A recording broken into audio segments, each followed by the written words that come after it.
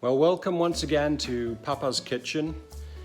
Today we're going to be making a special pizza for our guests who have arrived from Pensacola, Melanie and Jerry who are here, and we're going to make his favorite, which is going to be onions and mushrooms together with some sausage and pepperoni and of course lots of cheese. We're going to have a base which is going to be the tomato and basil. And so I'm going to show you the ingredients in just a second that I've already cut up, and I'll be rolling out the pizza dough and we'll show you the steps that it takes to make the pizza. So here are the special ingredients that we're going to use. Of course, starting over here, you've got the gourmet blend of mushrooms, which includes baby bella, shiitake, or shiitake, depends which part of Japan you come from, oyster mushrooms, as well as some general sliced mushrooms in there. Over here we've got the pepperoni, which is already sliced, and you can get that from Publix. Of course, red onion for flavor, and these are sausage crumbles.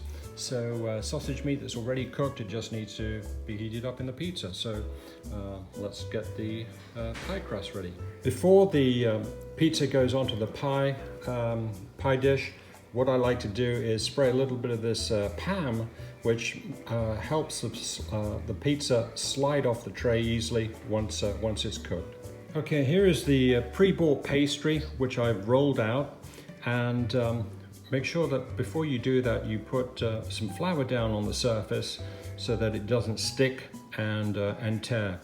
And now it's ready for the sauce to be applied. Thank you to those eagle-eyed viewers who are wondering how on earth I was going to get the dough with all the ingredients onto the plate to go into the oven. So here it is, just to show you, it's on the dish.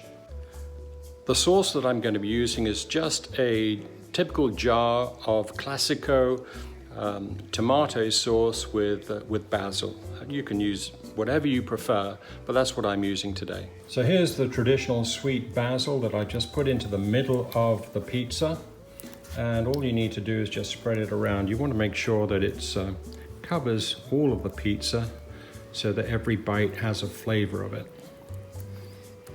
And be careful not to put too much on it because you don't want it to be soggy, and then when you hold up a slice, for it to fall down or not be able to support everything that you put on it. So, you know, you can be as artistic as you want.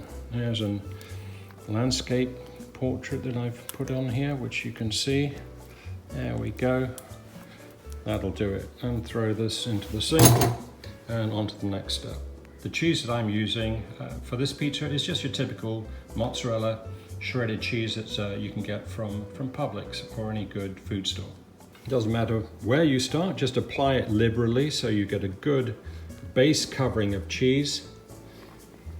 And then we'll be adding some more later once the ingredients are all on, just to give it a finishing on top, which will then melt and cover all those yummy ingredients, make it so tasty.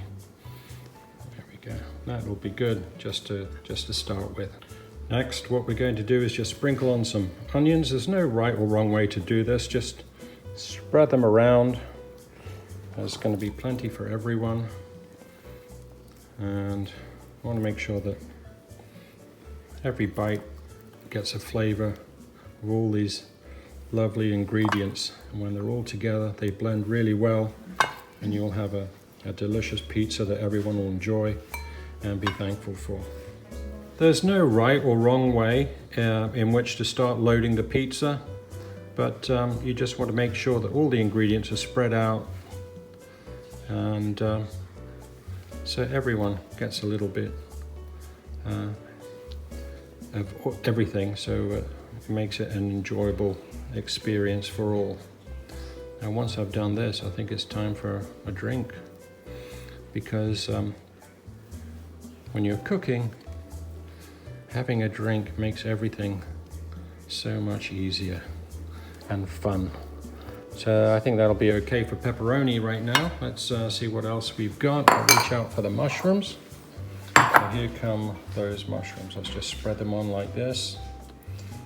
Just in England we have an expression, fill your boots. So just go for it.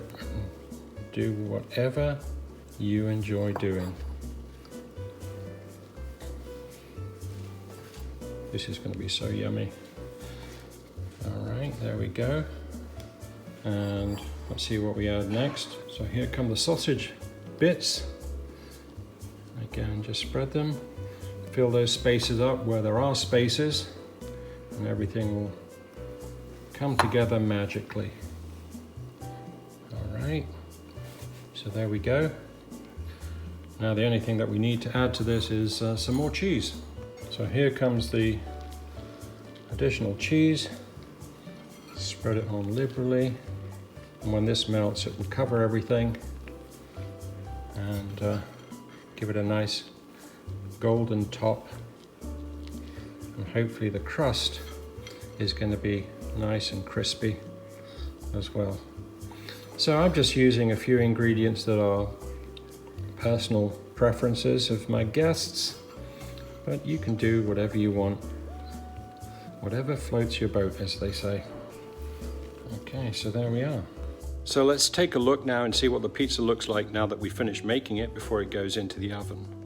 It looks beautiful, if you ask me. And while we wait for the oven to get up to 400 degrees, I think it's time for a little drink. And here is that little drink, and contrary to popular belief, this is not gin. No, it's not vodka. It is Pamplemousse Perrier, and I'm known as Bubbly Boy, and so here I am enjoying a glass of bubbly. Delicioso. So there's the pizza in the oven, and we're going to wait for 20 minutes and it will come out. Okay friends, so here it is. It's come out. It's just a little bit less than 20 minutes. All ovens are going to vary, but keep an eye on it. And here it is, lovely and golden and ready to be sliced. So here it is, folks, and there's your slice of pizza. Remember that whatever ingredients you like, you can throw onto a pizza. It's the simplest, most satisfying meal that you can make at home. If you have any questions, let me know, and otherwise, enjoy it.